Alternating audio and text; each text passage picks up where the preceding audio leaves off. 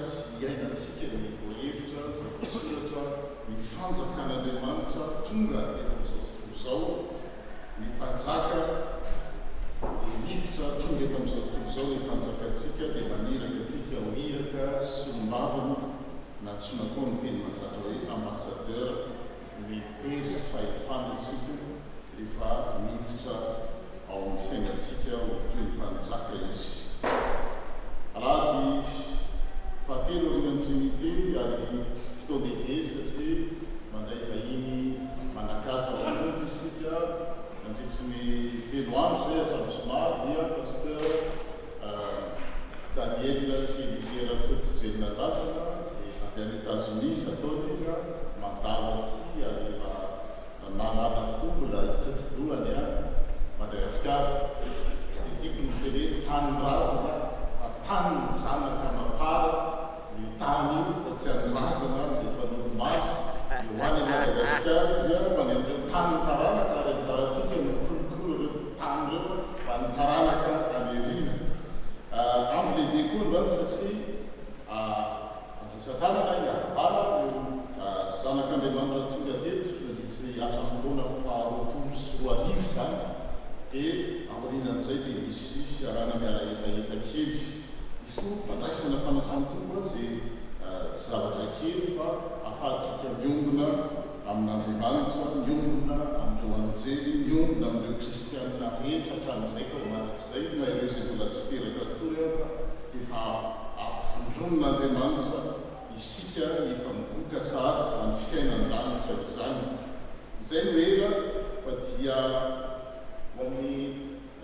pour tous les francophones, vous avez la traduction assez affichée sur le tableau avec le thème « Le royaume de Dieu est venu dans le monde et le roi des rois, envoie des ambassadeurs plénipotentiels, plein pouvoir et autorité. » Amakil salam voilà Taniwa, à Zania et Vietnam. Mbiu an'andriamanitra taminy mankalazany nafiana ny voninahitra lasaorin'andriamanitra hoe endrema atatonaisanao ny fahaiazany heranao fijafafanao tany rehetra dia kokonatrianao kakalazanao eny ankalaza ny anaranao izy.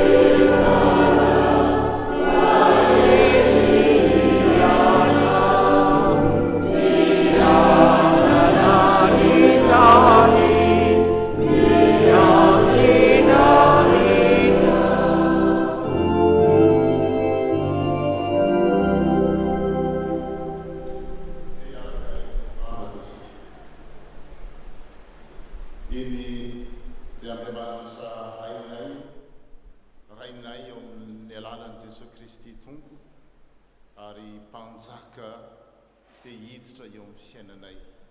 Araka ny hira izay novetesinay tompo dia ny fahasambarana azo antoka dia ny fiankinana tanteraka aminao. Ary misaotra satria manaiky ianao hiditra eo amin'ny fiainanay, teo mpanjaka ary tianavao anala izay rehetra tsy nambolenao ary amafo vaovao vo miendrika ny fiodonan-doha teraka ny fitodohan-dono makany aminao, antsonay amin'ny teny mahazatra hoe vo miendrika ny fibebahana dia ny fametrahana anao amin'ny fiainanay, ny fanatrahana anao eo amin'ny fiainanay manontolo. Raha isy voninahitra ny anaranao ary toy izao fotoana fa ny pompivavahana ataonay izao mba hoanitra kasitrahana eo anatrehanao ny hira, ny zava-maneno tendrena, ny vavaka izay asandratra, ny teny izay hotoriana ary ny fandraisana fiaraha-miombona manoloana n'ilay fanasana masina. Izay rehetra ataonay na ny fanoloranay ny rakitra izay endriky ny fanoloran-tenanay dia atsiaro homirana ianao sy mitsiky mandre ny hiranay, mandre mahita ny fihetsikay zanako miombona ao mitoerana anankiray ary ho fiombonana masina, tsy aro arom-paratsiana, tsy hitoeran'ilay ratsy fa hitoeranao ilay Andriamanitra mpanjaka izay mpitsarako nefa mbola tonga ny fotoana izay ampidiranao ny olona rehetra ao amin'izany fanjakanao zany. Ianao rery no mendrika ny dera sy ny aza toko amin'ny anaran'i Jesosy Kristy no anandratanay izany vavaka izany. Amen. Petraka isika tomoko.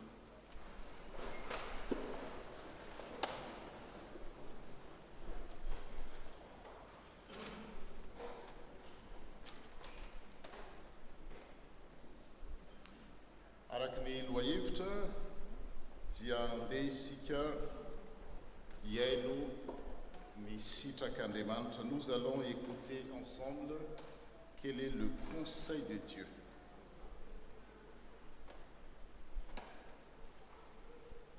Ny zanaka manome voninahitra ny ray ary ny mpanompo manaja ny tompo. Koa raha ray aho aiza izay voninahitra, ary raha tompo sy mpanjaka aho aizary izay ajako. Andriamanitra no atahory ary ny didiny no tandremo, fa izany no tokony ataon'ny olona rehetra. Malohanan'izany sitrak'Andriamanitra izany dia ndeha andiny tena isika amazanany atsika mo manome voninahitra azy tokoa ve isika, mampanompo ny Kristy atsika mo ve tena manao izany fanompona izany eo anatrehany amin'ny fifaliana sy amin'ny fahatokisana isika. Minitra ray antony atsika tena eo anatrehany tompo.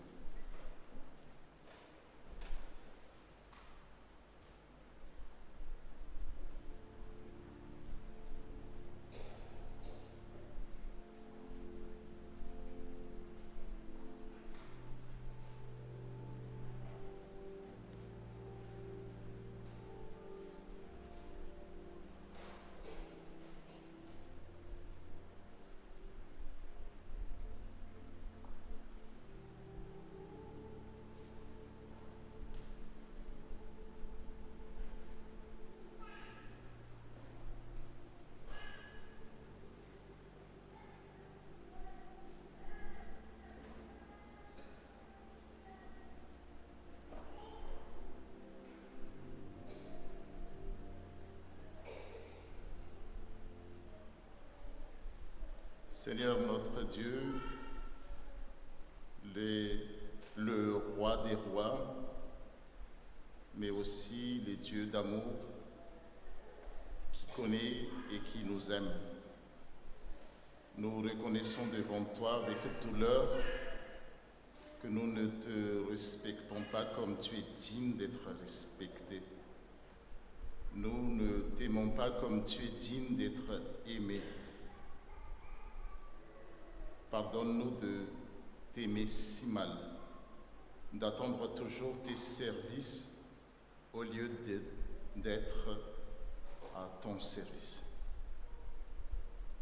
Pardonne-nous d'oublier que notre vrai bonheur est de t'aimer et de te servir. Accorde-nous, Seigneur, ton pardon, qu'il soit notre paix, notre joie et notre force. Nous te le demandons au nom de Jésus-Christ, notre Seigneur. Amen. Tot kan hier aan bavaka.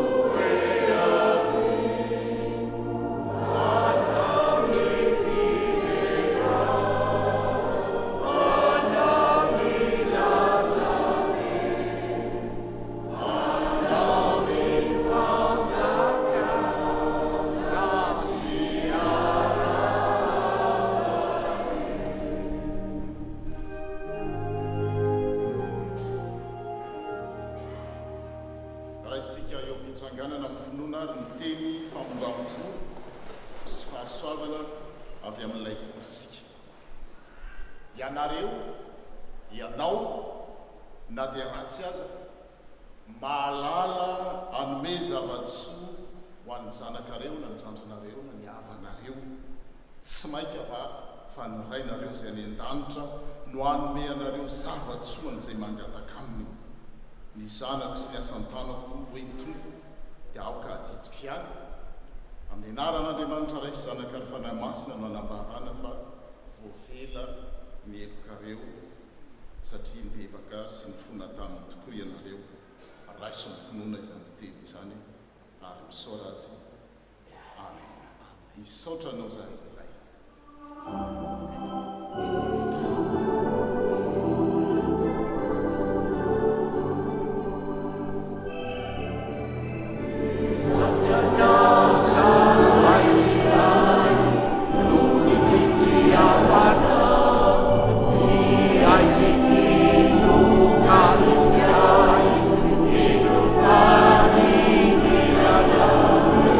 Asafana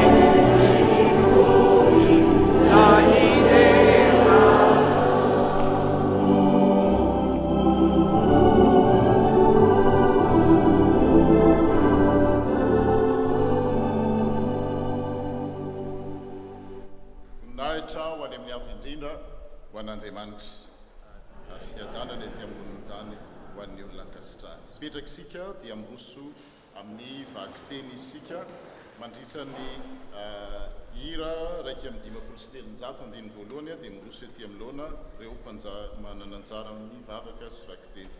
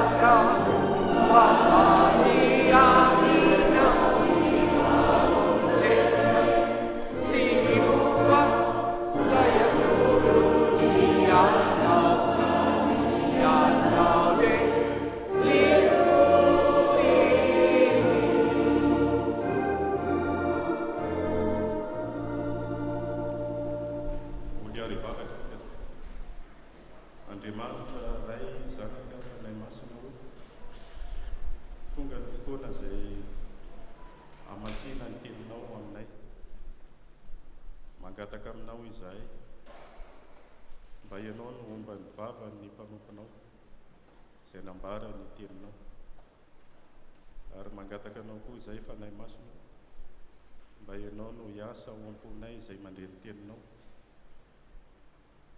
mba ho tonga toy ny tany lonaka ny fonay aniriny zany teninao zany ka hiala ny alahelo rehetra, hiala ny rofo rehetra, hiala ny fahadisopana tenana rehetra fa ny fitiavanao, ny fiadananao izay tsy tahaka ny fanomeny izao tontolo izao ny toetra ho amponay amin'ny anaran'i Jesosy Kristy nanaovanay izany vavaka izany.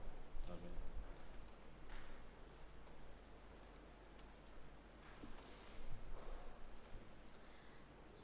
Hanomboka ny vakitenisika tompoko, izany dia hitantsika ao amin'ny Isaia 4:9 andininy 10 ka hatramin'ny 11. Ésaïe chapitre 66 verset 10 à 14. Amin'ny anaran'i Jesosy. Ianareo rehetra izay ety any Jerusalema, miara-mifaly aminy, eny miravoravo. Ianareo rehetra izay nisaona no nilozana anjo azy, aoka hiara-paly amin'ny tokoa.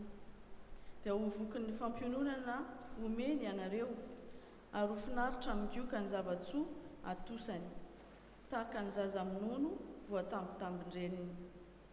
Fa izao tokoa ny lazain'ny Tompo, indro ho tarihako akao Jerusalema ny fiadanana ka hianaka toy ny ony. Ny haren'ny firenen-kafa ho tarihako akao ka ho tondraka toy ny renirano. Hikarakara fatratra anareo aho toy ny ataon-dreny, mampinono ny zanany ka mitondra azy eo an-trotrony sy mandrotsorotsy azy eo am-pifony. Eny, ho toy ny reny mampionona ny zanany no ampiononako anareo koa, ary ao Jerusalema no ampiononako anareo. Dia ho tsapanareo amin'izany fa ho dibo-kafaliana ny fonareo, ary ny taolanareo efa maina ahazo hery indray tahaka ny ahitra mirobona. Hataon'ny Tompo fantatrareo mpanompo azy ny fahefany, fa ho tezitra kosa amin'ny fahavaliny izy.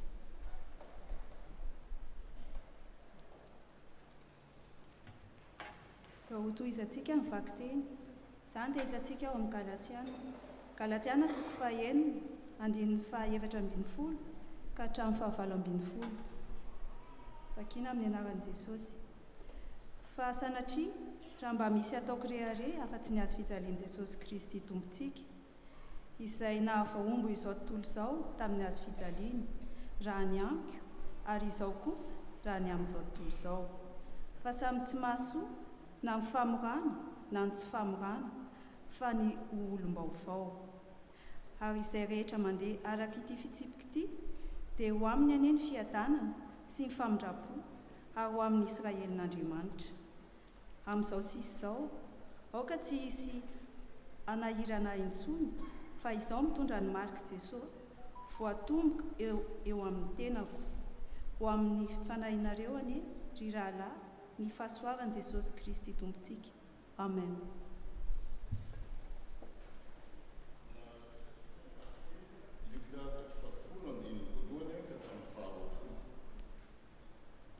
Tao in'izany dia nanindry olona hafa koa ny tompo, fitopolona ka maniraka azy tsy roroa hialoha azy any amin'ny tanàna sy toerana rehetra izay nokasainy aleha. Ary ho izy taminy be vokatra fa ny mpiasa ny vitsy, koa amin'izany mangataha ny tompony vokatra mba handefa mpiasa hanangona azy. Mandehana indro aho maniraka anareo tahaka ny zanak'ondry eo ampovoany ambody. Aza mitondra kitapom-bola na kitapom-batsy na kapa, ary aza miaraba olona kory ny lalana. Ao amin'izany trano izay idiranareo dia milaza aloha hoe fiadanana ho amin'ity trano ity. Raha misy zanaky ny fiadanana dia hitoetra ao aminy fiadanana tinoninareo. Fa raha tsy izany dia hiverina ho aminareo ihany izany. Ary mitoera ao amin'izany trano izany ka mihinana sy misotro izay zavatra omeny, fa ny mpiasa dia mendrika ahazo ny karamany. Aza mifindrafindra trano, ary ao amin'izay tanàna idiranareo ka mandray anareo ny olona dia hamo izay aroso anareo. Sy trano izay marary aho ka lazao amin'ny olona hoe efa akaiky ny fanjakan'Andriamanitra, fa ao amin'izay tanàna idiranareo ka tsy mandray anareo kosa ny olona, dia mankanesa eny amin'ny lalambe ka lazao hoe ny vovoko ny tanànanareo aza izay mirakitra amin'ny tombotray dia ahitsanay ho anareo. Nefa aoka ho fantatrareo fa efa akaiky anareo ny fanjakan'Andriamanitra. Lazaiko aminareo fa ho moramora kokoa ny ho amin'ny Sodoma amin'izany andro izany noho ny ho amin'izany tanàna izany. Lozanareo ny Korazina, lozanao ry Betsaida, fa raha mba tany Tiro sy Sidona no natao miasa lehibe izay natao teo aminareo, dia ho efa mipetraka eny izy ka nanao akanjo saonana sy mipetraka tamin'ny laveniny. Fa ho moramora kokoa ny ho amin'ny Tiro sy Sidona amin'ny andro fitsarana noho ny aminareo. Ary ianao ry Kapernaume, asandratra hatrany an-danitra va ianao, ahetra hatrany amin'ny fitoeran'ny maty ianao.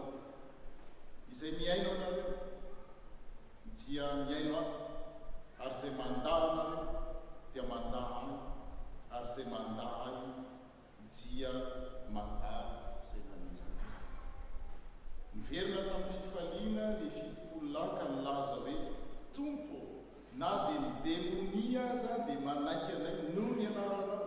Fa hoy Jesosy taminy, izao nahita ny Satana nilatsaka avy tany an-danitra tahaka ny varatra. Ino efa nomeko fahefana hanitsaka melarana sy maioka sy andresy ny hery rehetra hananany fahavalo ianareo ka tsy hampaninona anareo akory izany. Kanefa aza mifaly anareo satria manaiky anareo ny fanahy, fa mifaly satria voasoratra any an-danitra ny anaranareo. Amen. Isaorana ny Tompo no ny filazantsika.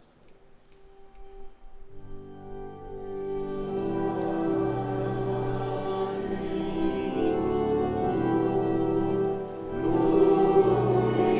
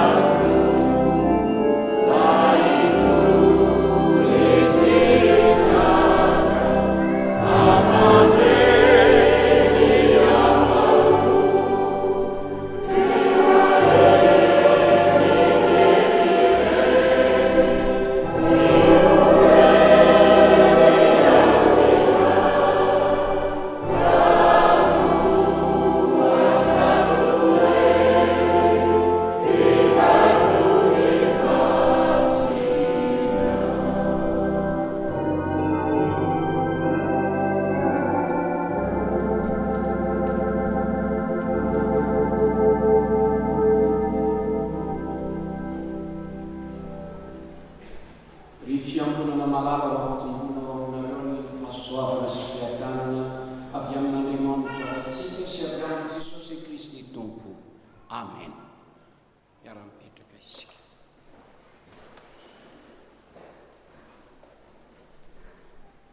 Ivavaka isika. Tompo, tsy hainy sainay sy tsy hainy lelanay ny manambara ny zava-mahagaga ny falebiazany voninahitrao ary koa ny falebiazany fahasoavanao. Natongavanao mpanjaka eto amin'izao tontolo izao. Andresy ny asan'ny devoly ny fahotana ary ny fahafatesana. Omeo anay ny hiaina izany vaovao mahafaly izany amin'ity maraina ity. Amen.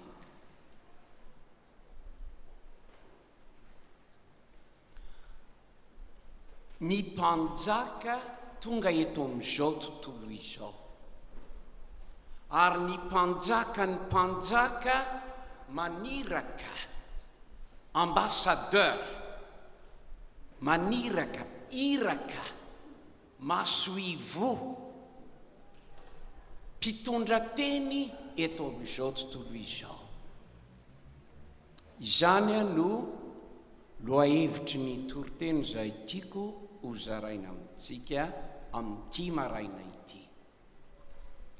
Ny fiangonana kristianina ry havana dia noforonon'Andriamanitra hitondra vaovao mahafaly, hitondra vaovao mitondra fahasambarana, mitondra fanantenana, mitondra fifaliana, mitondra fandresena eto amin'izao tontolo izao. Zany no nanorenan'Andriamanitra ny fanahy masina amin'ny alalan'ny ny fiangonana amin'ny alalan'ny fanahy masina ary vokatry ny nahafatesan'i Jesosy Kristy teo amin'ny hazo fijaliana, ny fitsanganany amin'ny maty ary ny fampanantenany fa mbola hiverina indray izy. Hitondra vaovao mahafaly. Zany natao hoe filazantsara izay resantsika foana. Vaovao mahafaly. Manontany isika, manontany anareo inona ny vaovao anio 3 Jolay eto amin'izao tontolo izao. Inona ny vaovao amin'ny fiainanao androany? Inona ny vaovao manaitra? Inona ny vaovao entin'ny TF1 aminareo androany? Inona ny vaovao entin'ny CNN ho anareo androany? Inona ny vaovao vakianao amin'ny Facebook androany?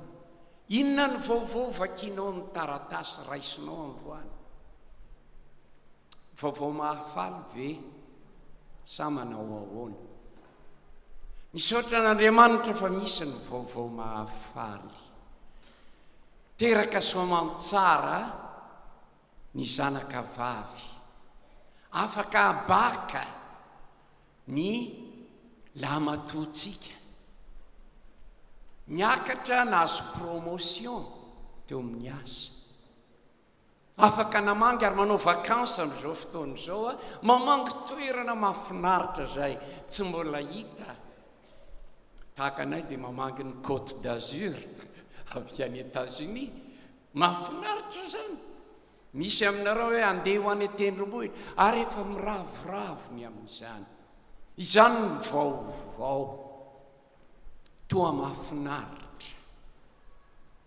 Kanefa koa fantatrareo raha vakianareo ny pejy voalohany eo amin'ny gazety, vakianareo ireo agence momba ny vaovao izay noresahako teo.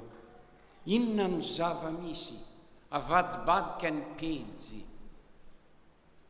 Hatramin'izao mbola tsy mijanona ny ady any Ukraine. Firy ny olona analiny potika, firy ny tsaomponenana fa tona tratratrany amin'ny 10 tapitrisa. Hita ve ny fanafody amin'ny kansera izay mandripaka ain'olona. Amin'ny firenena mahantra tsy mbola hita hatramin'izao ny fanafody amin'ny bemangovotra, na dia ao ny fikaroana mandripaka olona maro. Manaonao ny fiaina tokantrano, dada sy ny zanany miady, tsy mahay ny famela eloka. Inona ny zava-misy eo amin'ny fanambadiana? 500 ny fanambadiana hoy ny statistika eran'izao tontolo izao, na dia amin'ny firenena kristiana miafara amin'ny divorce. Fahorinana zany reo olona, fahorinana zany na ho an'izy mivady na ho an'ny zanaka. Tsy misy mampahonena mijery ankizy izay mahita ny dada sy mama misaraka, tsy mety mihavana. Ao ny fidorohana amin'ny zava-mahadomelona, fisotrotoka, ny fangalarana, fanodikodonana, faloton'ny fitonantena. Lava be ny listra ary tena maharikoriko raindray. Aiza ny vaovao mahafaly? Inona no antony ity fiainana ity? Inona no antony izao tontolo izao? Maninona eto isika? Aiza ianao ry fahasambarana? Aiza ianao ry fiadanana? Aiza ianao ry fandriampahalemana?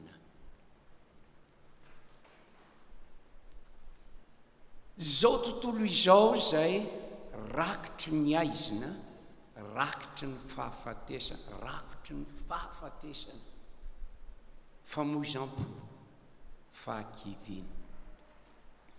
Ry havana ny maraina toriana amintsika ny filazantsara. Amen. Toriana amintsika ny filazantsara, ny vaovao mahafaly ny Jesosy Kristy. Manasanao hamaky indray mandeha iny Lioka 10 teo iny. Tonga eto amin'izao tontolo izao ny mpanjaka, ny mpanjaka dia Jesosy Kristy. Tonga olombelona Andriamanitra, androdana ny herin'ny maizina, androdana ny fahefan'ny Satana, ary anafona ny fahotana izay fototry ny faratsiana rehetra ao amiko, ao aminao. Reo zavatra rehetra ny tany isako aminareo reo, ny dokotera dia manao hoe inona ekonomia, ny politika, ny sosiolojia, ny filosofia. Mety tsara zany fa ny Baiboly dia milaza fa ny fahotana, ny fahotana, nisy zany atao hoe fahotana zany tompoko aretina tsy azo tranona, tsy hain'ny dokotera, tsy hain'ny psikology, sosiology, na iza manasitrana zany fahotana zany. Manapotika ny fiainanao io, manapotika ny fiarahamonina io, manapotika ny firenena io fahotana io. Jesosy keo ary ny Baiboly dia milaza fa misy ny antsoina hoe Satana, ny devoly, ny fanaratsiny amin'ny rivotra zay manapotika mambabo ny olona ary tsy manan-kery ny olona hialana amin'ny ratsy.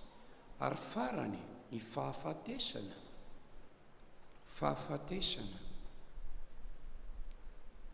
manaisitra ny fanaontenana rehetra na inona na inona, ary miteraka tahotra tebiteby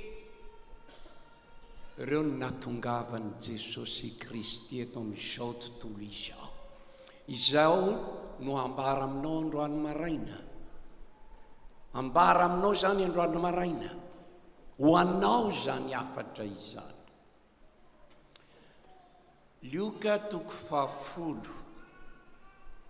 Jesosy maniraka 7 7 araky ny traduction eo amin'ny pelatanatsika ny sasany 7 sasany 7. Nalefa nitsororo ary dia hoy izy mandehana ianareo torio fa efa tonga ny fanjakan'Andriamanitra.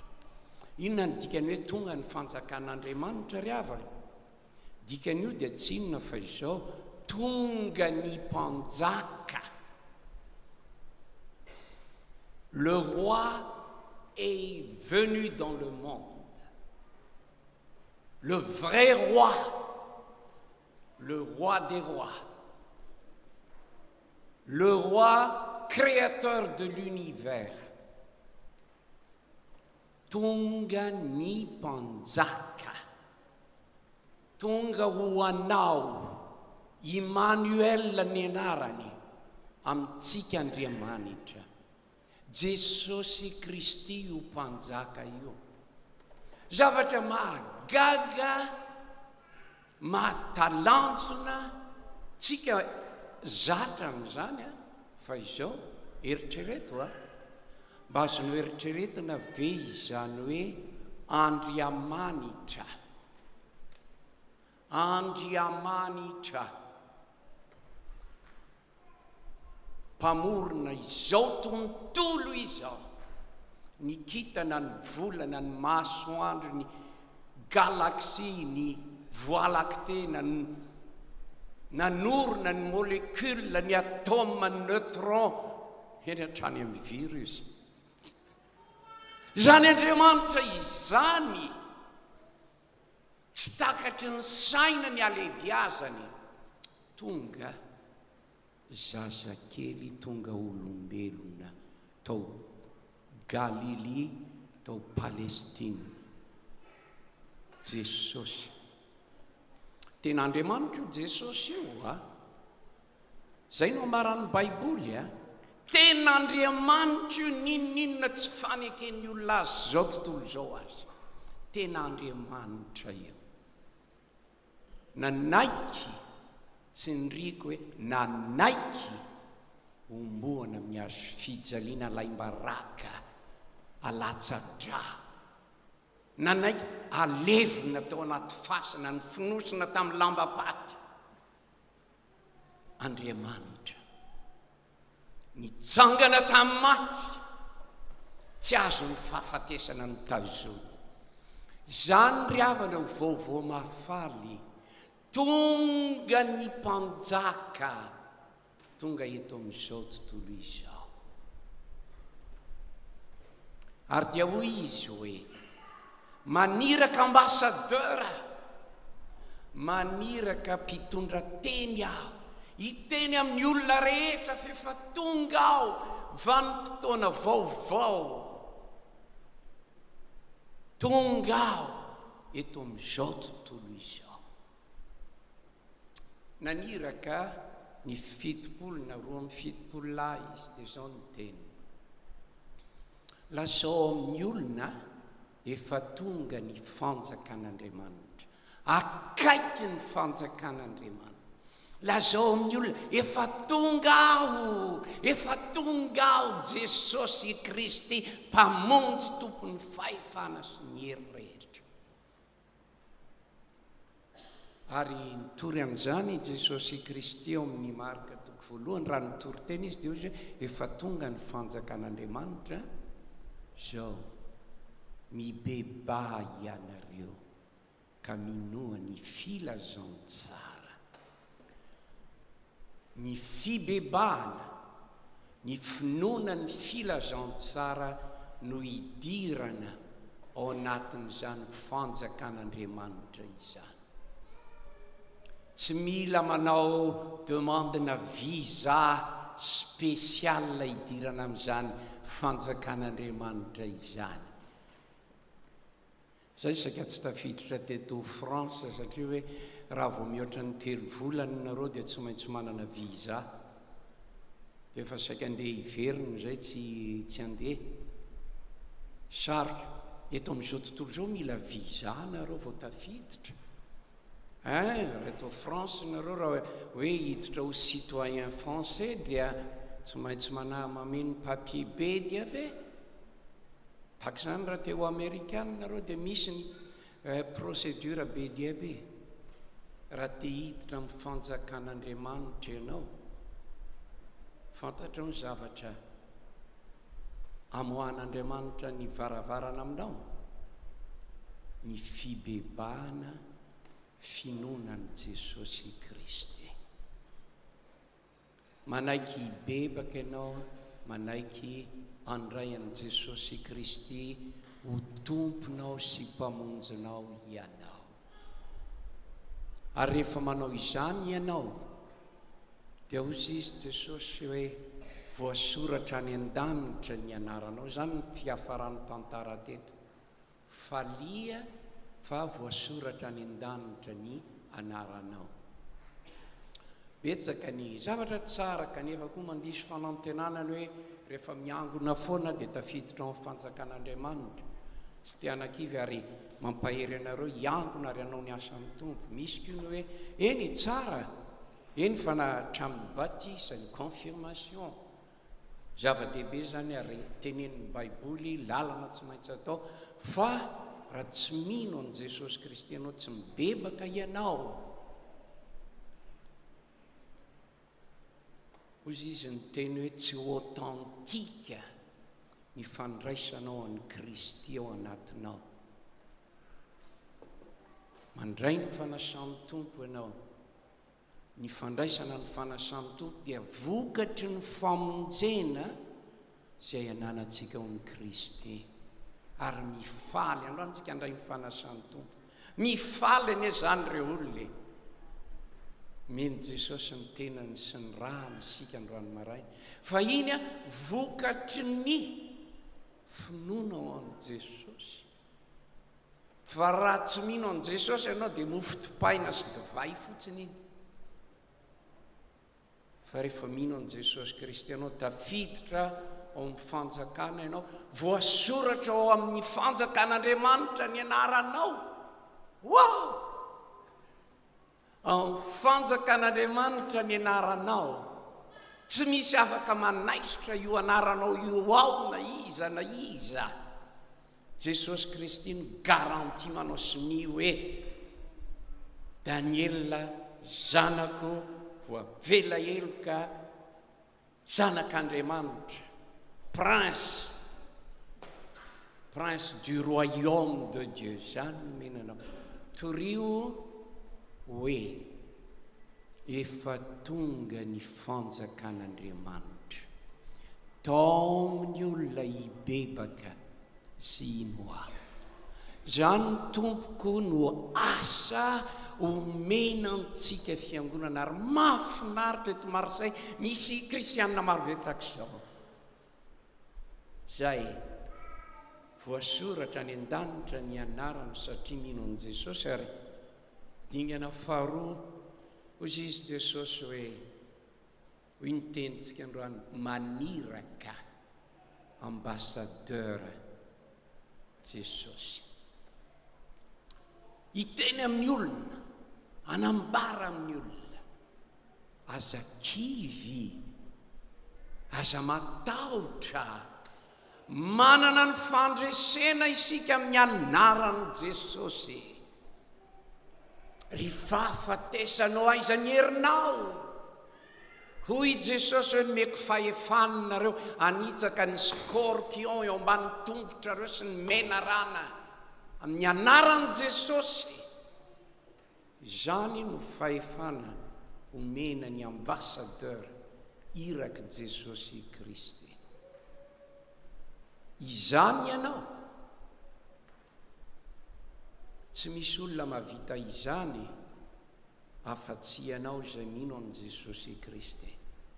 ny miliardera tsy mahavita an'izany a, ny olona manana fitaovam-piadiana tsy mahavita an'izany a, ny olona izay manana an' Jesosy Kristy no omeny Jesosy zany fahefana izany, omeny izany fahefana izany. Matoki tompoko fa omeny Jesosy zany fahefana zany ianao. Ary zao a, miomana fa misy koa ny olona tsy ino ny afatra izay entinareo, tsy mino izy.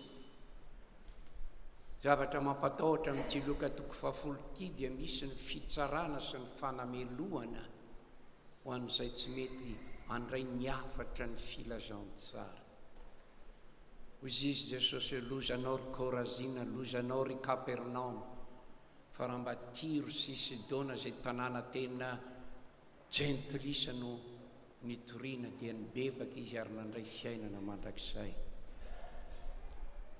Mivonoana hifanehatra amin'ny olona tsy mino hiome andrirarira ny afatra filazantsara izay entinareo. Mitomano tsika eo anatrehan'izany, saingy tsy afaka manery azy ireo koa isika, tsy maintsy avy amin'ny fony sy ny fitiavana. Rehefa mandeha ho ambassadeur an' Jesosy nareo dia hozy izy hoe aza matahotra, aza mitondra kitapo-mbatsy, aza mitondra tomobile be dia be, rechange. Hoy Jesosy hoe manome toky anareo fa hiantoka anareo. Ny haino ny tantaran'ny fiangonana eto Marseille dia nahita izany fitantanan'Andriamanitra ity fiangonana ity izany, nazonareo an'ity trano tsara tare ity. Tamin'ny heritaona nandalo teto mbola zara tsy vita tanteraka, jery azy fa vita tsara tare. Nanehoany Jesosy nareo ny heriny fa izy dia afaka manome, manan-karena izy. Aza matahotra ny devoly dia hiteny aminao hoe ndry ve dia mba hanao zany. Teny devoly, ndry io ve dia mba hanao an'izany. Nefa tadio Jesosy nifidy anao. Dia lahy io ve le tsy dia inona koa ary lahy io ve dia izany a? Jesosy no mifidy anao, manositra anao, ary efa teneniny hoe efa nisoratako ao amin'ny boky ny fiainana ny anaranao. Tompoko, minohy izany teny izany, ampiasao io fahefana omeny Jesosy ianao io. Izy no hanome hery anao hitiavana, izy no manome hery anao koa handray famelan-keloka, izy no manome hery anao amin'ny alalan'ny fanahy masina mela heloka, izy amin'ny anarany manome fahefana anao hamoaka demony ary hivavaka amin'ny olona, ho an'ny olona izay gejainy faratsiana. Manana hery sy fahefana anao izany ianao rehefa mino an' Jesosy Kristy. Aza matahotra momba anao izy.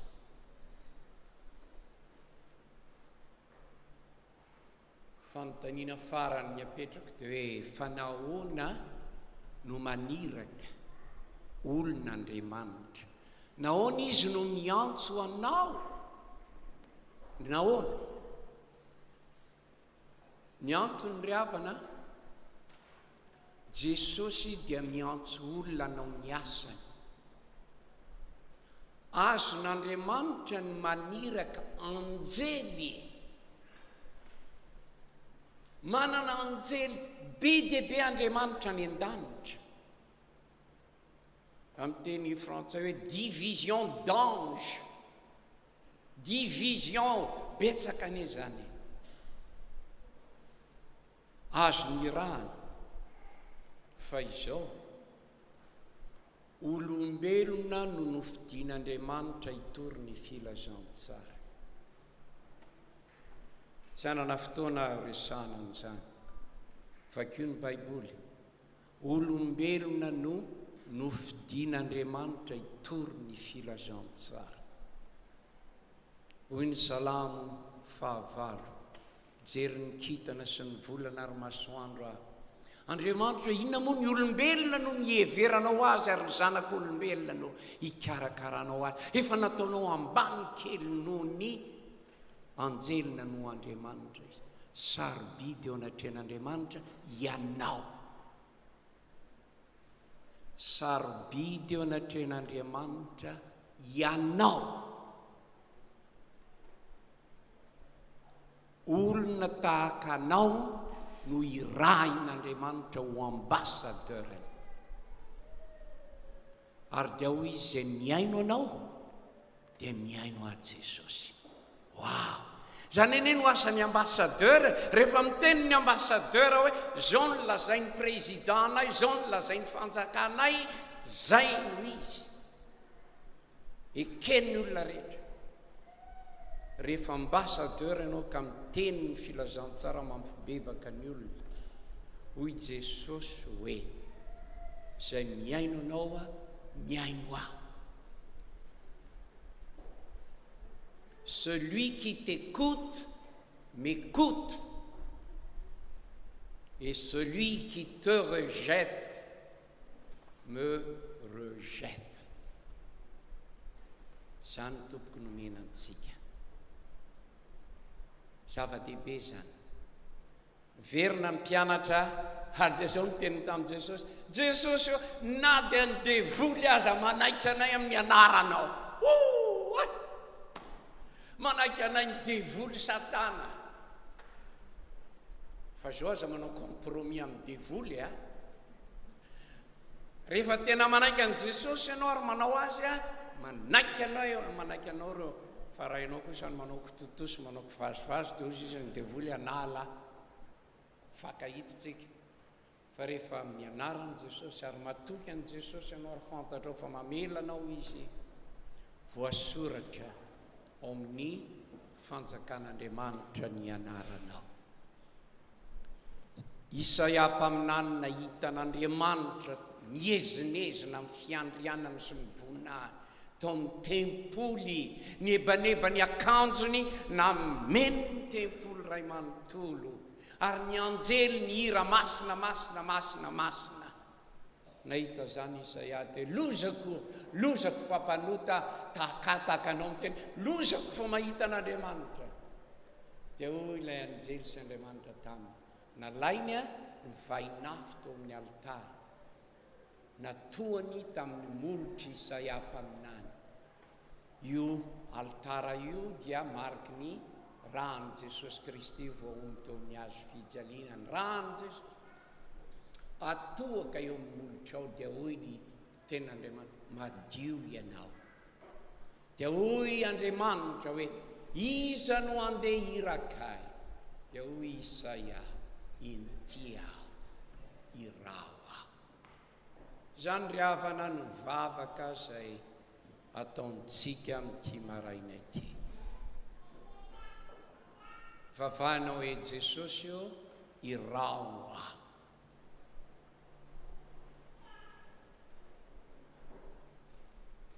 ary entomody Jesosy amin'ity maraina ity ampidiro ao amin'ny fonao izy ary miditra ao amin'ny fanjakana ianao ny fibebahana ny finoana manaiky iova ho aminao ny fiadanan'ny Tompo amen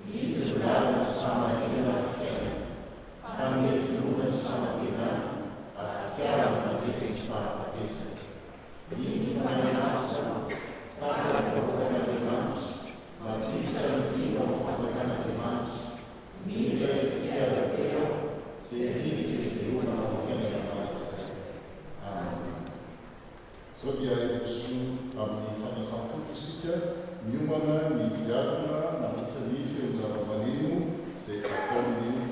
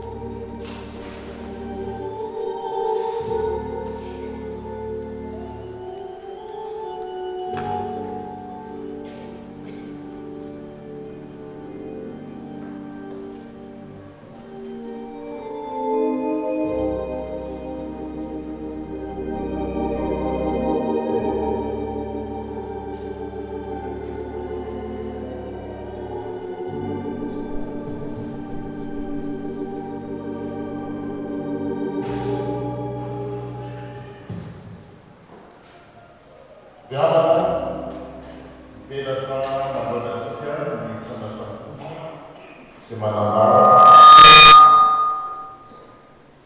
amin'ny fomba hita maso ny fahasoavana dia tsy takatsaina efa maty tenantsika mampatsiaro antsika fa maty teo amin'ny fijaliana ary mitsangana tamin'ny maty ary koa manomana antsika amin'ny fanasana mandrakizay efa mialy etsisika miaraka aminay zanakomsy koatonay fanasan'ny rehetra naratasy manorahana testanatsia ka vonona zanak'Andriamanitra miditra ao amin'izany fanjakana izany dia fifaliana ho an'ny fiangonana no matonay azy nomona mandroanany fahazao fanasana izao. Mandeha sika miaraka hivavaka. Mety tontolo masina Andriamanitra mandrakizay mahefa ny zavatra rehetra. Tena fifaliana ny mitsokanao. Ianao izay namonina ny zavatra rehetra ho amin'ny fahalavodadiana sy amin'ny fiainana tonga lafatra avy amin'ny teninao sy ny hery fanainao azy. Amin'ny fotoana rehetra sy amin'ny toerana rehetra miaraka amin'ny zavaboary rehetra na izay Andriamanitra na izay ty ambony tany no hidirana ianao Jesosy mpanjaka malaza.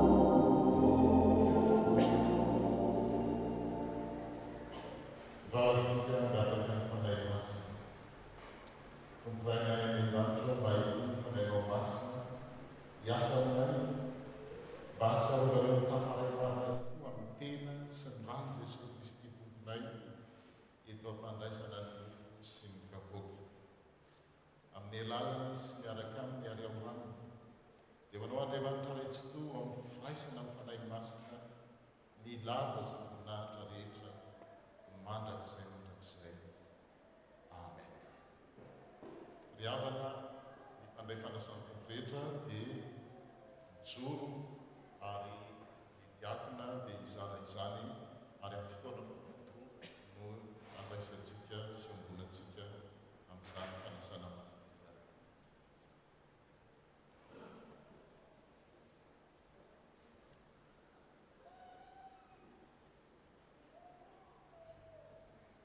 Izany dia ataontsika ny hira sy ny dimampolo sy ny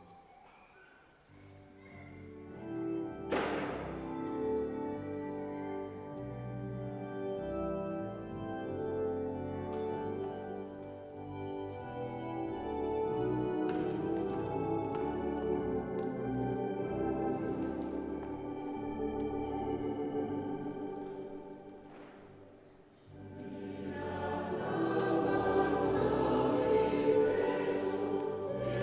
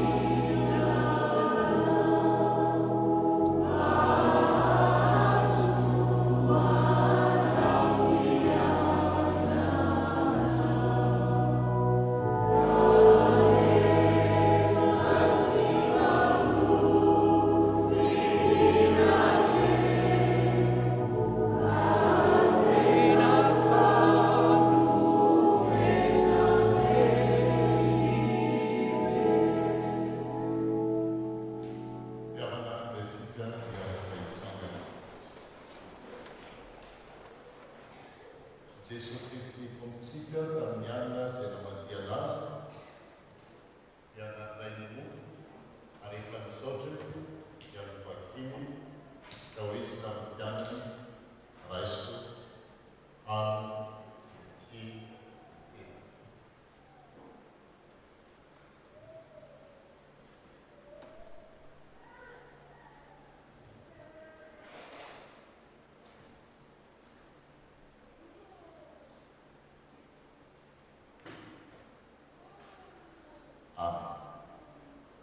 ary toy izany koa rehefa mihinana izy dia nandray mikapoaka ka hoe izy tamin'ireo mpianany misy troany tiana rehetrarehetra fa ity no raha any amin'ny fanekena vaovao izay anazy voany rehetra ho famelan-keloka.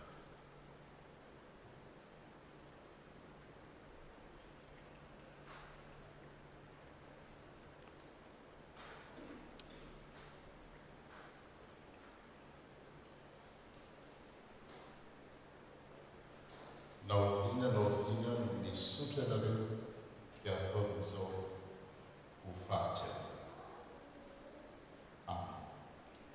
Izao no afatra antsika izay voafileombona latabatra tamin'ny tompo koa tahaka ny nanansanareo Kristy Jesosy tompo sy mpanjaka dia mandehana ho aminy arak'izany koa mamatatra ny olona maka ao aminy ary mitsotra ny finoana toy n'izay efa nampianarana ary mazoto amin'ny fisaorana amin'ny zavatra rehetra. Amen. Amin'ny Jesosy no anatantsika ny kapoka sy anaovantsika raha fisaorana no mifandraisana raha vonina isika ny amin'izany fisaorana.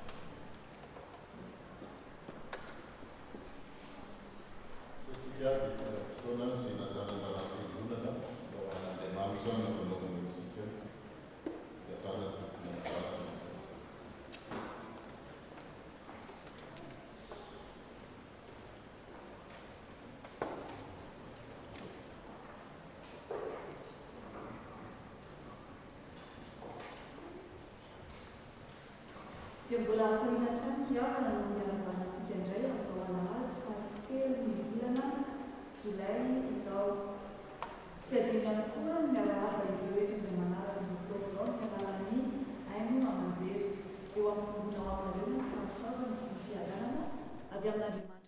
Jesosy Kristy tompontsika.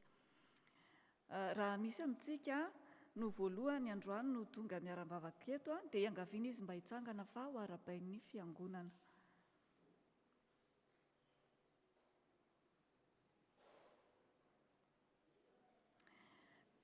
Dia misaotra ny pasteur Jean-Orany Nandrasana. Miala tsiny tompoko. Faly miaraba nareo ny fiangonana ny amin'izao fahatongavanareo eto izao dia ilay Andriamanitra manan-kare-pahasoavana ane ilay Andriamanitra raintsika amin'ny lalan'i Jesosy Kristy izay nitondra anareo ny tantanandianareo tonga eto no omba sy tantananareo mandrakariva ihany koa ary ahatanteraka izay fikasana tsara rehetra ao anatinareo mba ho voninahitry ny anarany. Dia raha misy ny fotoana raha sitrakareo dia hanantona anareo ny ao amin'ny ekipa accueil aorian'izao fotoana zao mba handray ny coordonnées ahafahantsika mifanerasera ary aza misalasala fa misokatra mandrakariva ny varavaran'ny fiangonana antsika rehetra izy ity satria ilay iray i Jesosy lohan'ny fiangonana no mitarika antsika eto. Misaotra tompoko. Dia misaotra ny pasteur Jean-Orany Nandrasana isika nitarika antsika tamin'ny fanompoam-pivavahana androany ary ihany koa nitarika antsika tamin'ny fandraisana ny fanasan'ny tompo. Misaotra ihany koa ny pasteur Daniel Rakotojoely Nandrasana anjarany afatr'Andriamanitra ao antsika ary koa misaotra ireo rehetra nandray anjara tamin'ny fanatanterahana ny fotoam-pivavahana androany. Toy izao indray ary ny fandaharam-potoanantsika manaraka. Ny fanompoam-pivavahana dia manomboka amin'ny 10 sy sasany isaky ny alahady maraina. Misy hatrany ihany koa ny fampitana izany amin'ny alalan'ny Facebook na ny Zoom ary ihany koa amin'ny alalan'ny YouTube. Ny fianarana ny soratra masina, bazapa Bibla, ny catéchomène ary ny sekoly alahady ao ihany koa ny formation SAP sehatra asa-piangonana dia miato fa miditra amin'ny vanim-potoana ny fialan-tsasatra isika izao. Dia miverina kosa izany amin'ny rentrée. Ny fotoam-pifoazana dia isaky ny asabotsy maraina amin'ny 8 ora sasany ka hatramin'ny 10 ora eto Fialara. Izany dia arahan'ny asa sy fampaherezana. Ny famerenan-kiran'ny amafia dia isaky ny asabotsy hariva amin'ny 9 ora ka hatramin'ny 8 ora. Ny travaux asa fanatsarana amin'ny fiangonana dia isaky ny asabotsy amin'ny manomboka amin'ny 7 ora sasany ka hatramin'ny 4 ora. Ny groupe diakona B sy D no miasa mandritra ny volana Jolay. Dia araka ny efa nambara tamintsika ny zanantsika ao amin'ny STK dia tsy eto izy ireo fa manatrika ny RNSTK any Caen amin'izao fotoana izao izay nanomboka tamin'ny zoma ary mifarana androany izany dia mitodoa ody izy ireo androany aoka isika hitondram-bavaka azy ireo. Ny 10 volana Jolay dia culte de l'hospitalité ka anjarantsika no mampiatrano ny fiangonana ex Vilara. Dia ho avy izany izy ireo hamangy antsika eto amin'io 10 volana Jolay io. Ny fanompoam-pivavahana dia manomboka amin'ny 10 ora sasany toy ny mahazatra. Ary anjaran'ny STK kosa no manadio ny trano amin'izany. Ny 17 volana Jolay dia anjaran'ny amafia ny mandray anjara amin'ny liturjia sy ny fanadiovana ny trano. 14 volana Jolay ny SVK ary ny 13 volana Jolay dia isika fiangonana manontolo no miandraikitra izany. Dia toy izao avy ireo daty tsara ho tadidy, maromaro ihany izy ireo indrindra fa hiditra ao anatin'ny vanim-potoana fialan-tsasatra isika ka sao adino fa afaka raisintsika an-tsoratra ao anatin'ny diary. Ny 17 volana Jolay dia izy zanantsika zanaky ny fiangonana ho raisina ho mpandray fanasan'ny tompo dia natao raha tsy mandresy izany. Afaka mitsangana izy eny atoerana. Izy zany no raisina mpandray amin'ny 17 volana Jolay. Misaotra tompoko. Dia mitondra anao am-bavaka ny fiangonana mba ho totoza soamantsara ny fanoloran-tena izay atao. Ny 17 volana Jolay sy 14 volana Jolay dia ho avy antsika mangy eto ny ray aman-drenitsika pasteur Ravaltera Mivady. Fahasoavana lehibe ho an'ny fiangonana izany ary mitondra am-bavaka izany sika mba ho tanteraka soamantsara izany. Ny 7 volana Aogositra dia misy ihany koa ny culte de l'hospitalité fa anjarantsika indray no mamangy any ex Villar. Dia tsy misy zany ny fiangonana eto an-toerana amin'ny fotoana io fa makany ex isika rehetra ary misy ny fandraisana fanasan'ny tompo amin'izay. Ny 17 volana Aogositra dia isy ny hetsika Trezemada. Izany moa dia natao ho famenoana ny kitapom-bolan'ny Trezemada. Marihana fa ny Trezemada dia ao daholo no angalantsika anatanterantsika ny asa sosialin'ny fiangonana rehetra. Ka izay no anton'izay hetsika izay dia miomana ho amin'izany isika. Ny 12 volana Septambra dia ho avy hamangy antsika eto ny faritany. Izany hoe ny faritany atsimo atsinanana. Ka aladin'ny faritany zany amin'io 12 volana Septambra io. Ny voalohany sy faharoan'ny volana Oktobra dia retraite ny fiangonana. Izany dia ho tanterahana any Riance. Marihana fa voafetra ho 70 ny isan'ny toerana any fa kosa afaka isika milasy amin'ny tente. Izany hoe misy tente ao efa manana tente ny skoty dia izay tsy tafiditra any amin'ny trano dia amin'ny tente no matory. Confortable tsara ny tente fa aza manahy isika.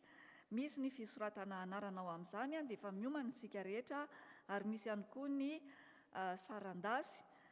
Ao anatin'izay voaloha sy faharoa amin'ny volana izay dia 18 € ho an'izay matory any an-trano ary 5 € kosa ho an'izay any amin'ny tente. Mbola isy moa ny fandaminana ao anatin'izany rehetra izany fa efa mampiomana antsika sahady dia ho lazaina amintsika miandalana ny fandaminana rehetra. Manarak'izany filazana manjo. Fa izao dia ny ho akaikin'Andriamanitra ny mahatsara ahy. Salamo 7:70 andiny 7:20. Andriana Rosoa Tsiry sy Tiana dia namoy ny reniny tompoko vavy Rasolo Arsoa Lucille Micheline. Ny fandevenana dia efa vita tany an-tanindrazana ny alahady 7 volana Jona teo. Manaraka efa niady tsara aho natanteraka ny fiazakazahako aho nitahiry ny finoana aho. Timoty 2:4 andiny 7. Roussel Didier Siravaka dia namoy ny reniny tompoko vavy Andriana Valona Janine Laurentia tamin'ny 15 volana May lasa teo tany an-tanindrazana. Ny fitondrana am-bavaka sy fampaherezana ny fianakaviana, ireo fianakaviana izay ny donam-pahoriana ireo dia ho tanterahana aorian'izao filazan-draharaha izao.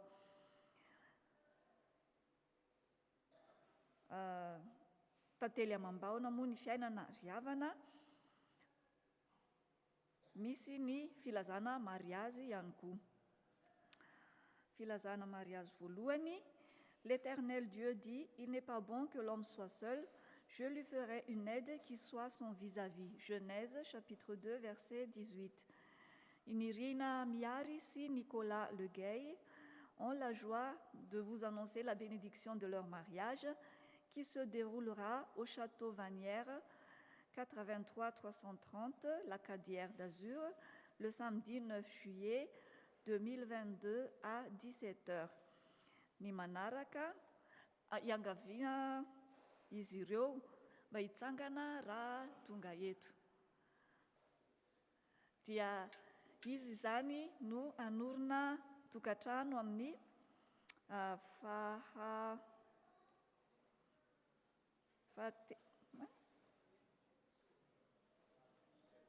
le 9 juillet zafatoko anorina tokantrano dia mitondram-bavaka azy ireo isika. Misaotra tompoko. Manaraka Diana e Arnaivo, fitiavana rano velona, loha rano lalina ka miafina ao anatiny ny fiainan-danitra. FFPM 530. Après 24 ans d'amour, de complicité, de projets, de beaux voyages, une nouvelle aventure nous attend. Nous allons nous dire oui. Nous sommes heureux de vous convier à ce jour si spécial.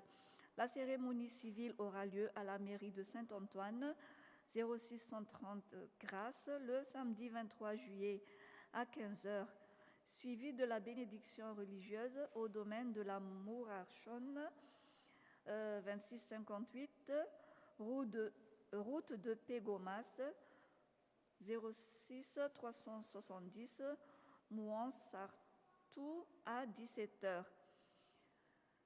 Dia raha ny vaovao azo dia tsy eto tsy manatrika antsika eto i Diana sy Arnaivo no ny fahalavitany toerana fa mitondram-bavaka azy ireo isika. Manaraka Jessica et Rida. Maintenant, 3 choses sont toujours là: la foi, l'espérance et l'amour. Mais la plus grande des 3, c'est l'amour. 1 Corinthiens, chapitre 13, verset 13. De l'amour, de la joie, du bonheur et sans doute quelques larmes aussi. C'est avec vous que nous voulons nous envoler vers le plus beau des voyages, le vendredi 22 juillet 2022. Nous vous donnons rendez-vous pour une escale à la mairie à 10h40, puis à l'église EPUDF, 4 rue Villard, 13100 Aix-en-Provence à 14h pour une bénédiction religieuse. Raha manatrika antsika eto koa i Jessica sy Rida dia iangaviana izy hitsangana. Hitantsika ety aoriana rehetra zany i Jessica sy Rida izay anorina tokantrano dia mametraka anareo ho eo ambany fitantanan'i Jesosy Kristy ny fiangonana mitondra-bavaka anareo dia ho totosa soamantsara, ho tonga soamantsara izay andro izay. Misaotra tompoko. Banque alimentaire dia ampatsiahivina trano isika fa misy ny banque alimentaire izay azo alaina ao amin'ny salle katea ho an'izay mila izany, na afaka koa manantona ny tompon'andraikitra ary izay afaka manatevina izany ihany koa dia raisina Antanandroa. Dia toy izao koa ny rakitra voaraintsika tamin'ny 29 volana Jona izay fanompoam-pivavahana iraisam-pinoana no tanterahana tany Sainte-Marthe. Ny rakitra zany dia 190,90 €. Aorinan'izao filazandrara zao dia andray fitenenana toy izao ny filaharany: ny ekipa finance andray fitenenana mialoha, aorian'izay ny filohan'ny tafo ary rehefa vita izay dia miditra amin'ny fotoana ho fampahirezana ireo fianakaviana niarambona isika. Dia ny ekipa finance ihany koa dia vonona trany andray antsika etsy aoriana amin'ny voaloam-bokatra sy ny fanomezana izay adolontsika. Dia izay indray ary ny raharaha izay napetraky ny tompo any fiangonana, misaotra antsika naharitra ny aino, dia ny voninahitra ho an'Andriamanitra irery ihany. Misaotra tompo.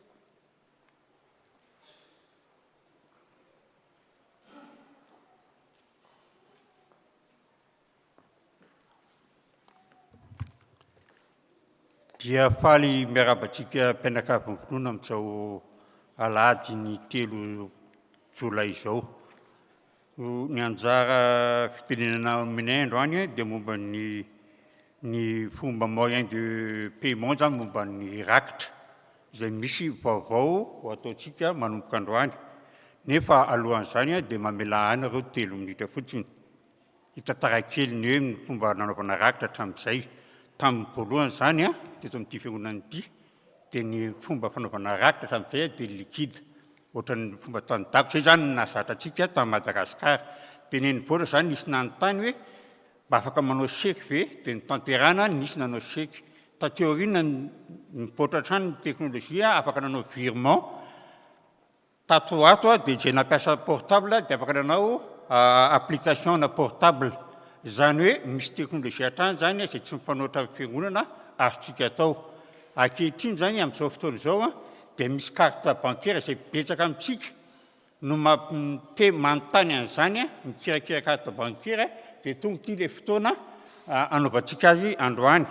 Ny tanjona mantsy dia izao ny azontsika rehetra moyen ahafahantsika zany ny manohana amin'ny fiangonana. Izay ny tanjona hoe manana moyen marobe tsika ahafahantsika manao ny rakitra. Ka rakitra zany no tena resana amin'io panier connecté io. Dia izay no tanjona. Ny fomba fampiasana azy dia tena tsotra ary ho ampiaritsika androany ilay izy dia itaty anza no mitondra an'ilay izy. Izay afaka te hampiasa izany zany le nanontany hoe carte bancaire afaka atao rakitra dia manangan-tanana. Dia rehefa manangan-tanana izy dia ataony taty anza. Misy soma anaky izao 5 euros, dia 10 euros, 15 euros, 20 euros, dia 50 euros. Dia ianao zany misafidy izay anaovanao an'ilay rakitra dia avy eo apetraka fotsiny carte bancaire anao. Zany hoe sans contact les carte bancaire zany. Zany hoe plus sécurisé kokoa izy zany amin'izay fotoana izay tsy misy problème mihitsy. Dia manomboka androany zany mbo ampiaritsika ity panier connecté ity. Efa napetraka zany izy io dia ho ataony anza. Raha ny mpamaky ny komity zany dia hoe manangan-tanana tsika. Fa raha misy fanavaozana fanatsarana tiatsika ho atao, tsika ray manontolo fiangonana ray manontolo dia afaka manatona ny birao, afaka manatona ny komity sy ny loha olona ny fomba anatsarantsika anazy amin'izay anaovana an'ilay mode de paiement amin'ity panier connecté ity dia ho atsaratsika hatrany hatrany izy. Fa androany aloha zany dia manangan-tanana antsika dia manatona eny aminareo itaty anza. Dia izay no azonay lazaina fa dia ny tianay ho ambara teo amin'ny teny Soatra Masina ao amin'ny Korintianina 2:7 andininy 7 manao hoe samy manao arak'izay fanokasainy tao am-pony avy, tsy amin'ny miala elo na amin'ny tery fa ny manome ankafaliana ny sitrak'Andriamanitra. Dia ho an'Andriamanitra ihany ny voninahitra. Sotra tompo.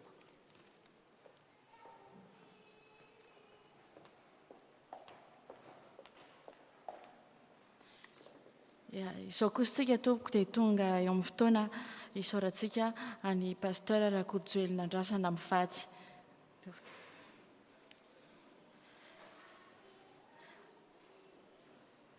Ry hava-malala ao amin'ny tompo pasteur Rakotojoely Nandrasana Mivady. Feno hafaliana izahay tompoko eto amin'ny tafo ex Marseille fa nahazo fahasoavana. Nahazo fahasoavana izahay satria novanginareo mivady. Tsy vitany novanginareo mivady ihany izahay fa mbola nizaranareo ihany koa sy fampianarana marobe nanomboka tamin'ny Zoma tamin'ny alalan'ny mpazapa Bibla, i omaly ihany koa tamin'ny fampianarana momba ny vavaka sy ny valim-bavaka ary androany dia mbola nahazo ny vaovao mahafaly izahay. Misaotra tompoko. Misaotra ny tompo isika satria teo na fantatra fa nisy ny sakana teny amin'ny aéroport sy ny sisa saika nanakana ny tsy nahatongavanareo taty nefa noho ny fahasoavan'ny tompo dia tonga soa eto Marseille nareo ary mbola itody any an-tanindrazana ihany koa hitondra ny asa hiala sasatra sy hanao ny asa misoana izay nandrahana anareo ka dia misaotra ny tompo izahay sika menakavy noho izany. misaotra anareo ihany koa nanaiky ny rahan'ny tompo ka mbola tonga eto ary mbola noho izany ka nahazonay izany fahasoavana izany ka dia makahery anareo zay tompoko noho izany asa mbola miandry anareo izany ary milary ihany koa fialan-tsasatra mahomby sy hitondra hery sy tanjaka ho anareo indray ahafahanareo manohy izany asa nakin'ny tompo anareo izany ho mariky izany fitiavana sy hafaliana izany dia misy fahatsiarovana kely dia kely avy amin'ny tafo ex Marseille sy ny sampanava ihany koa dia misaotra tompoko makasitraka anareo.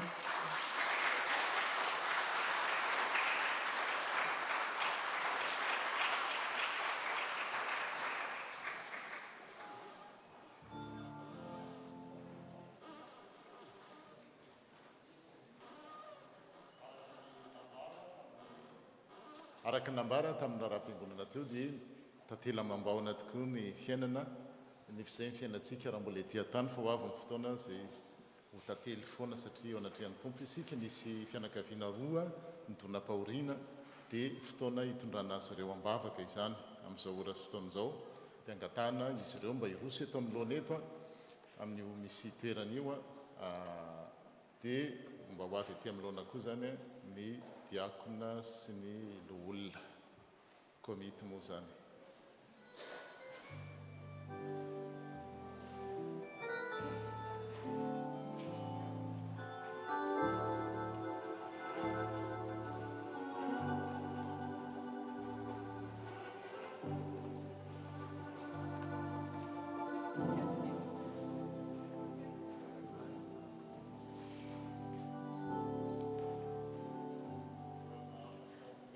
Toerana kely izy azafady metra.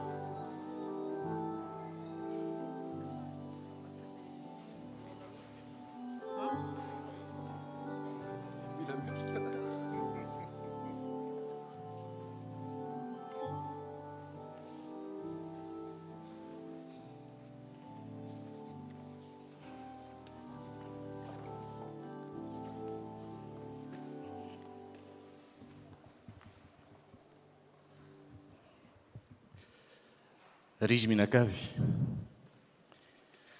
mijoro eto anoloanareo ny fiangonana mangataka ny fiangonana mba hitsangana tompoko saotra tompoko mijoro eto anoloanareo ny fiangonana izao fiangonana izao dia fiangonana araky ny fampianarana azo teo mitory ny tenin'ny Kristy dia tonga izahay fiangonana ireto tarian'ny ray aman-dreny pasteur sy ny filohan'ny fiangonana izao tonga sanatretsy tonga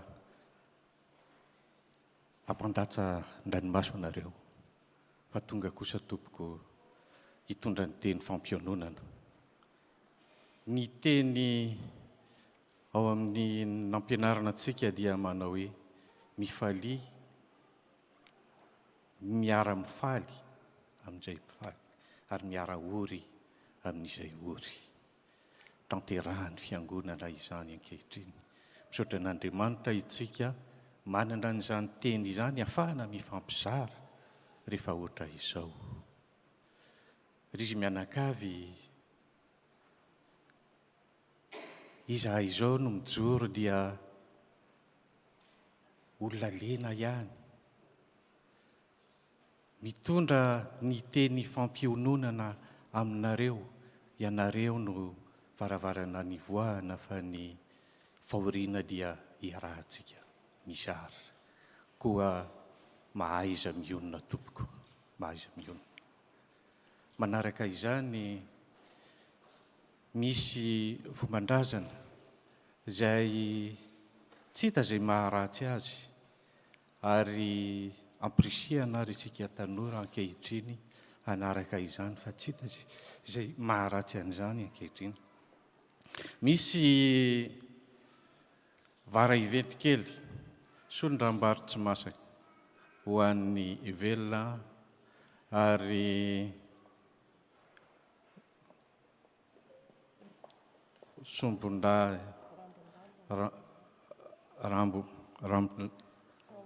rambodamba ho an'ny maty dia mitondra ny fampiononana ho anareo hatrany hatrany tompoko kely dia kely izany atolotra izany tsy ny tarehan'ny vola no jerena fa kosa ny tareham-pihavanana hoentinay eto anatrehanareo mahay izy mionona tompoko dia manaraka izany miantso ny ray aman-dreny fiangonana hitondra antsika ambavaka mangataka ny fianakaviana mitondra manjomba hipetraka dia ny fiangonana mijoro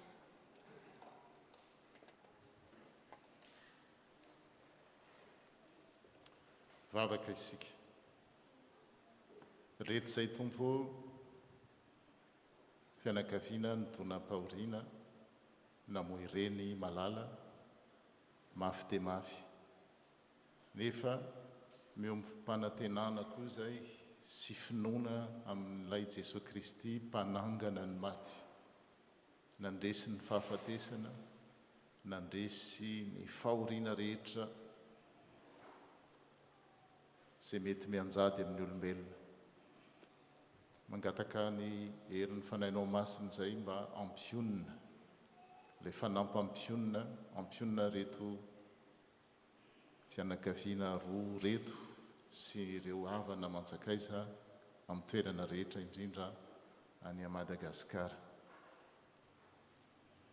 sitrano ratra-po rehetra vokatry ny fisarahana ary ampitoera ao anatinay hatrany fa mbola ho avy ny fotoana raha pino zay raha mino anao zay dia mbola iaona amin'ireny hava malala zay efa neloha lalana anay ireny mandra-pianatra izany nefa dia ampianaro zay tompo dia izao zay tereo mihitsy aza raha sitrakao hifankaty hifampitantana hifampahery ho voninahitry ny anaranao satria efa nampidirinao amin'izany fanjakana izany zay dia mba homendrika amin'ny fitondrantena mampony ny fanjakan'ny lanitra anay izay ho jiro sy vavolombelona na dia ao amin'ny fahoriana aza amin'ny anaranao Jesosy nanandratana izany vavaka izany amen amen aza misosika lahitsy tompoko eny tompoko afaka mifanao moa dia manangan-tanantsika akavanana ho mariky ny nahakafitsy mariky ny fiombonantsika fahoriana sy fanantenana ary finoana ny fitsanganan'ny tena maty amen satra tompoko afaka mamonjy toerana sy mipetraka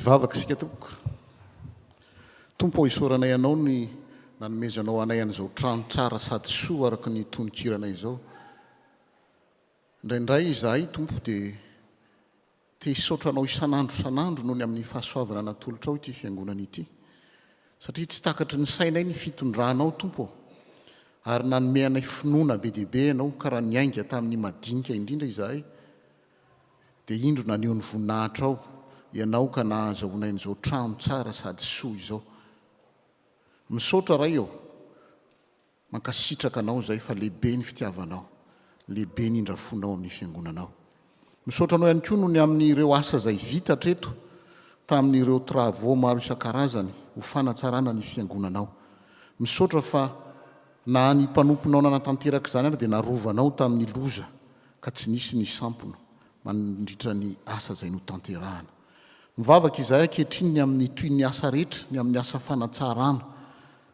sy ny fampanofana ny trano zay tokony ahofa aoka ianao taridalana anay mandrakariva ary an'olotsainanay mba atanteraka izany asa izany ary hiaro ohatrany amin'ny loza tsy isy ny aksidan eo ampanatanterahana ny asa fa ny eo ny voninahitra ao ianao. Mivavaka izay tompony amin'ny fandoavana ny volany izay tokony alohanay amin'ny katolika sy ny banka. Mitary lalana anay ianao Jesosy ary tsy ho variana izahay hoe efa azo ny trano ka toritory, fa kosa Tompo anankina ny zavadrehetra eo aminao ahavitany izany hatramin'ny farany mba tsy ho vesatra indrindra ho an'ireo taranakay. Toloro saina sy fahendrena ihany koa ny fiangonanao manoloana ny asa miandry rehetra, hifampitantana, hisakambona, hifankaty amin'ny fanatanterahana ny asanao. Meo finoana matanjaka isan'andro izay Tompo malalo. Ka ninona ho lalovanay, na onjan-drano, na hitsoka mafy ny rivotra, dia hifikitra aminao hatrany izahay. Ary ianao ny teny Jesosy hoe mangina mitsahara, dia hitsahatra ny rivotra sy ny ranomasina. Ka ho mpandresy miaraka aminao izahay. Misaotra ray malala fa sambatra izay manana anao, ary momba ny fiangonanao hatrany ianao. Ny anaranao Jesosy Tompo naovanay ny vavaka. Amen.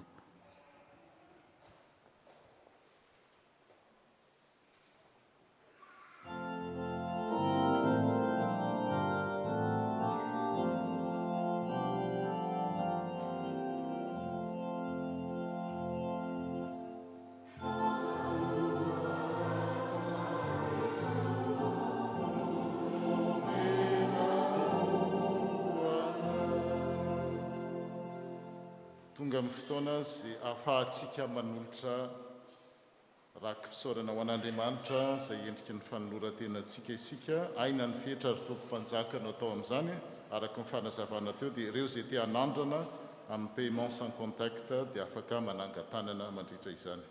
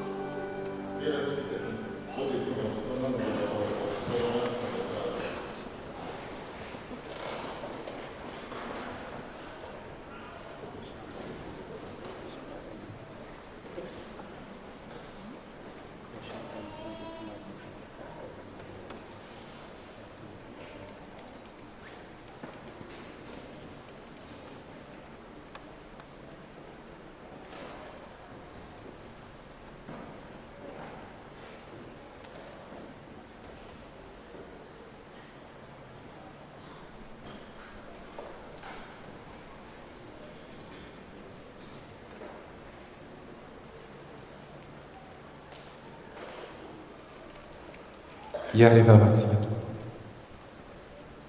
tompo ho andriamanitro lehibe tokoa ny fahasoavanao misaotranao zay satria tanteraka somatsara ny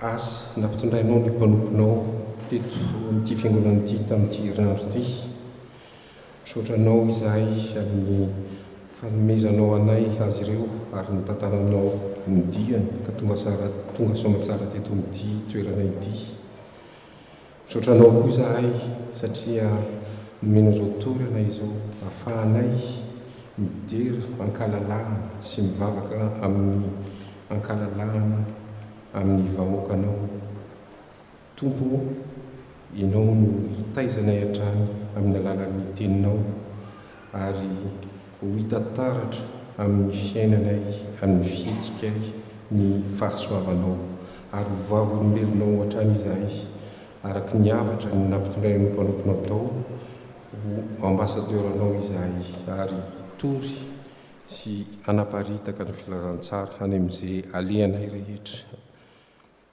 ankehitriny izay tompo dia mbola mangataka amin'ny fahasoavanao hatrany hirotsako aminay tsirairay avy matsiaro ireo tapaka sy namana izay novangina teo tompo ianao ampahery azy ireo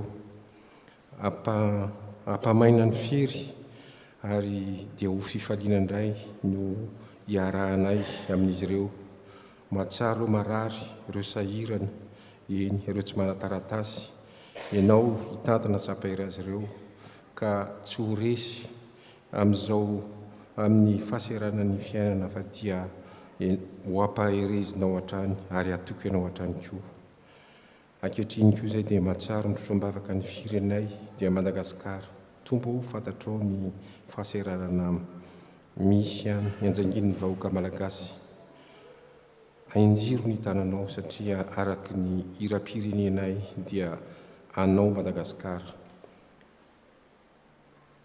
anjaka ao amin'izany firenena izany tompony fahatahorana anao ka mitrotro-mbavaka ireo tompona andraikitra hitsatsoko azy ny eo amin'izany firenena izany zay ny manana fahefana oka tsy hanapatra izany ny manana hery tsy hampiasa izany aminonany madinika atriny koa izay dia mbola matsiaro ny firenena izay mandray anay eny minjo efa tsy kisendrasendra ny nametrahanay eto fa manana ny adidy izay napetraka ao taminay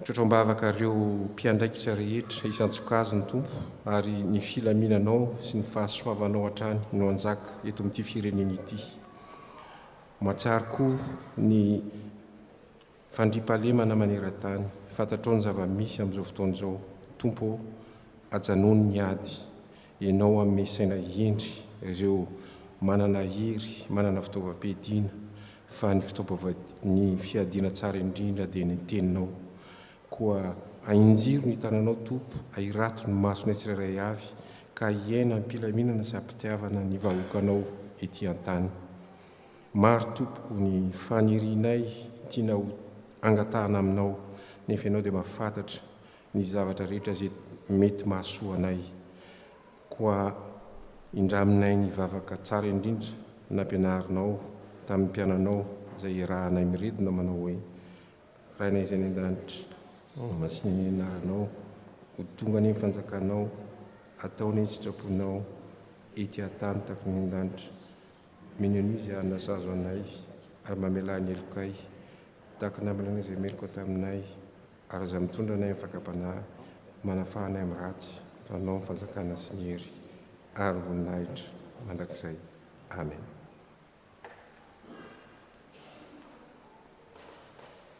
araky ny lazaina tena tendoana dia anio miarabanan'ireo vahintsika vaovao tonga raha tsy diso amin'izao melohany andraisantsika afatra sy tsodrano angatahana ny tompo nandraikitra ny amin'izany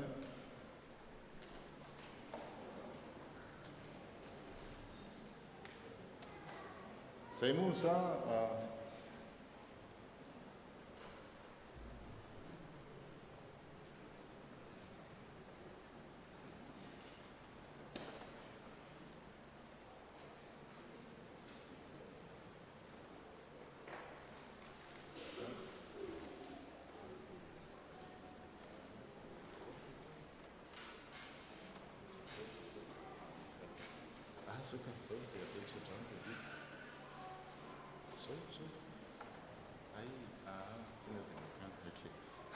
mialatsika tsy mifakahazo kely zay noho ny hafanana angambany tsara ny fotoana somary efa mandroso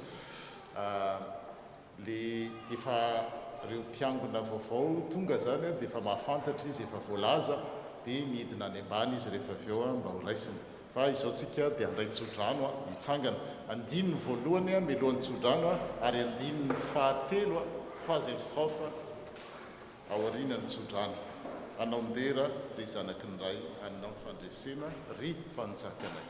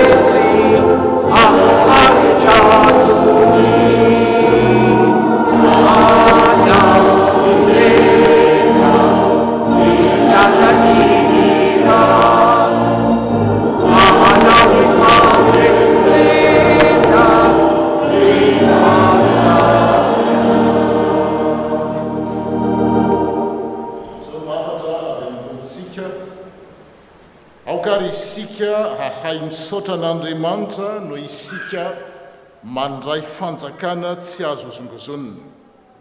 Izany fahaiza misaotra n'Andriamanitra izany dia aoka asehontsika amin'ny fanompona sitrak'Andriamanitra, fanompona ombam-panajana sy fahatahorana. Raisy ny tsodrano tononona amin'ny anaran'ny Tompo. Ho aminareo havana rehetra ny fiadanana sy ny fitiavana mba amin'ny finoana avy amin'Andriamanitra ray sy Jesosy Kristy Tompo. Amen.